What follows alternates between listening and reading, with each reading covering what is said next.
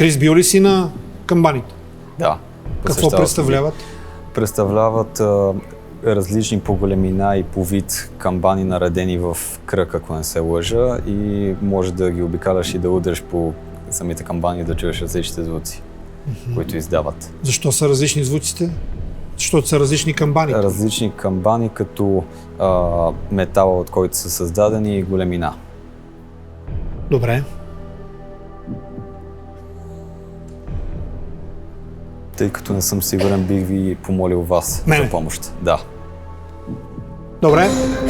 Една от предимствата да си възрастен. Отговорът тук е Асамблея на Знаме на мира. По идея на Людмила Живкова, дъщеря на тогавашният първи държавен глава Тодор Живков. Тя имаше нестандартни идеи. Камбаните са различни, защото са от различни народи подарък. От всички участници, от целия свят. Моя финален отговор тук категорично е Асамблея Знаме на мира. Аз ви имам пълно доверие за този отговор. Така че отбелязваме отговор Д. Да видим.